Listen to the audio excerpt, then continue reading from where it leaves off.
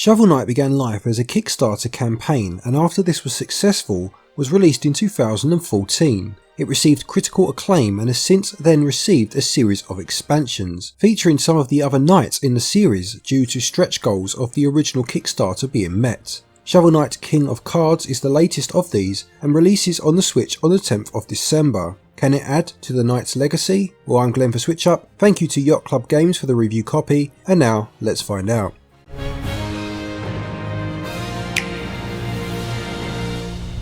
The story of King of Cards centres around King Knight and his desire for a kingdom of his own. He sees his opportunity by defeating the three kings at a Jousters tournament, a card game that we'll explain in more detail later, as winning this will bring riches, and with riches comes a kingdom, or so King Knight believes.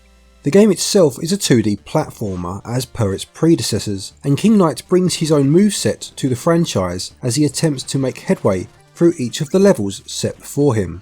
His primary attack is a shoulder barge, reminiscent of Wario's attack in the original Wario Land game on the Game Boy back in the day. Performing this move will defeat enemies, but it goes further than this, with you needing this move to assist you with a lot of the actual platforming. You see, platforming is not necessarily about precision jumps, at least not in the popular sense, but instead sees you needing to charge into walls, objects, or indeed even enemies, in order that King Knight gains a little elevation and can then charge a second time to cover the necessary distance to make a jump. When King Knight does his shoulder charge, he will spin off of the surface until he reaches the floor again. Again, this is needed for more than just defeating enemies, as you may first think, as when in this state, he can destroy blocks that are in his way and can also get a bounce off of an enemy or object to again gain some height, and perfecting this move is imperative if you want to make any significant progress in the game. I enjoyed this moveset quite a lot and found it interesting how it elevated the game past being just a standard platformer.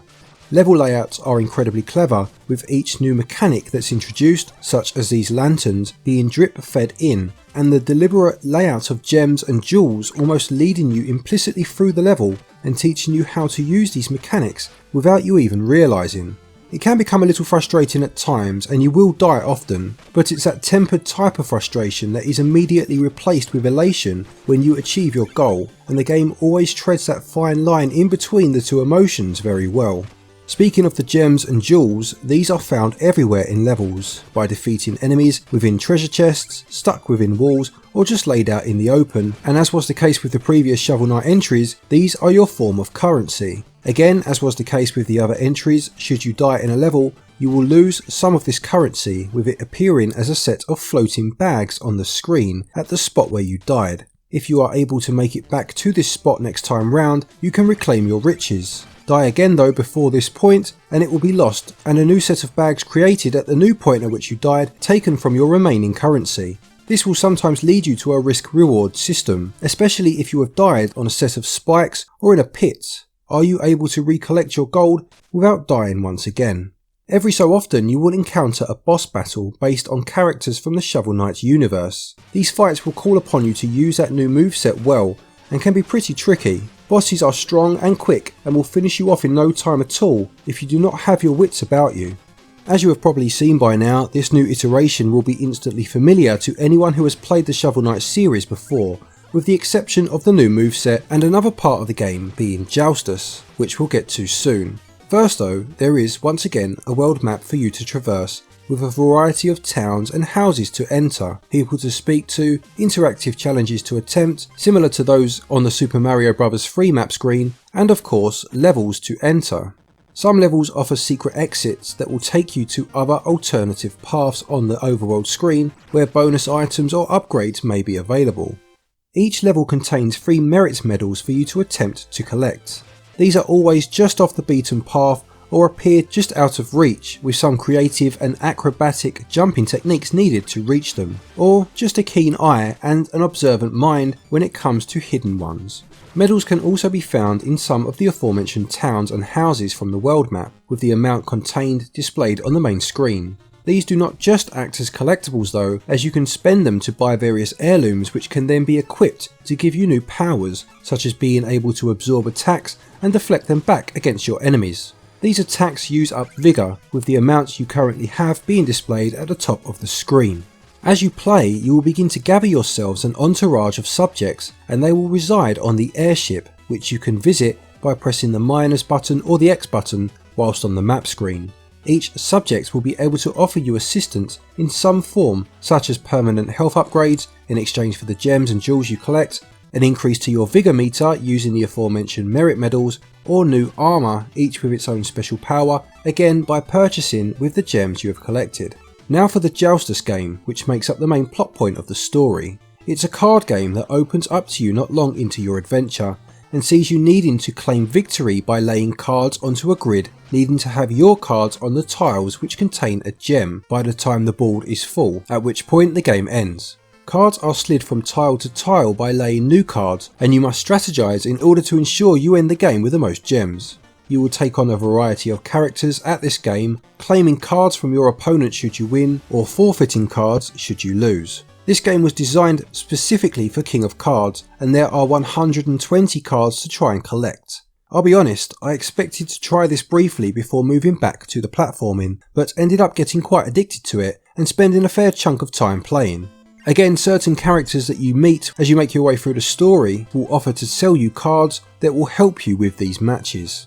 Control wise, everything is very simple, with a jump and an action button, and although the moveset does take a little getting used to, especially the spin attack, as well as a roll move that can aggravate a touch until mastered, it does become second nature fairly soon, and as mentioned, the level layout will help teach you the ropes. Gameplay is classic platforming. It will be instantly familiar to anyone who has played a Shovel Knight entry before, but will harken back to classics such as DuckTales, Mega Man or Super Mario Bros. 3 for those who haven't. Moments of frustration will set in at times, but nonetheless it scores 18 out of 20. Controls are tight, with a few of the moves needing some mastering, but they score 17 out of 20. In terms of the visuals, King of Cards uses that same striking retro art style that the Shovel Knight entries have become well known for.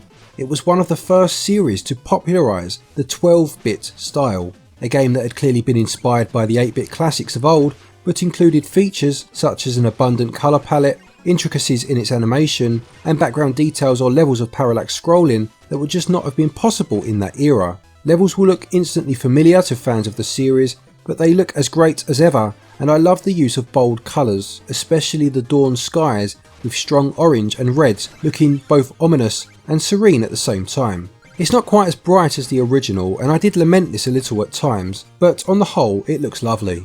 Audio wise, the music has again been composed by Jake Kaufman, and again, anyone who has played Shovel Knight before will hear that great chiptune theme song and no doubt smile. It has a gift of feeling as if it could play in the background of iconic 8-bit platformers of the past without feeling at all out of place, but yet still feeling like a modern interpretation of a classic style. Visuals nail the modern 8-bit look with strong colours and animations complementing the retro style and score 17 out of 20. Audio, on the other hand, is like hot soup on a cold day, warming you up inside as you play, and gets 18 out of 20.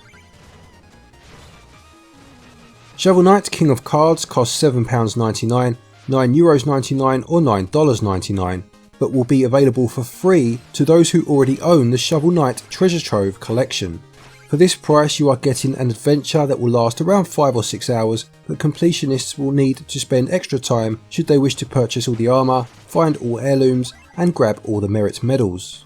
There are also in-game achievements to aim towards for those who are motivated by such things, and a new game plus mode. Add into this of course as well the Joustus card game, which some people could get quite hooked on for a while.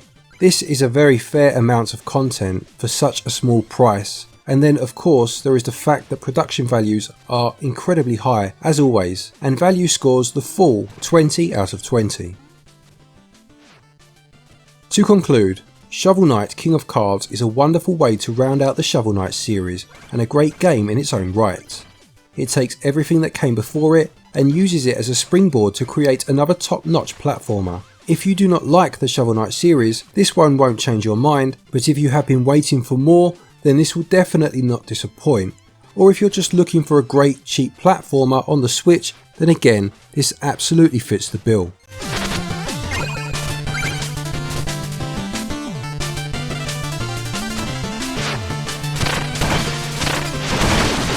Shovel Knight King of Cards get a Switchup score of 90%. Thank you as always everybody for watching. I hope you enjoyed this video. Please do remember to leave a like if you did. I'd be intrigued to know which of the Shovel Knight entries people see as their favourites. Please do leave a comment down below and let me know. A quick thank you to our Patreons as always for your continued support, and to each and every one of you for watching our videos. Take care, and until next time, happy gaming.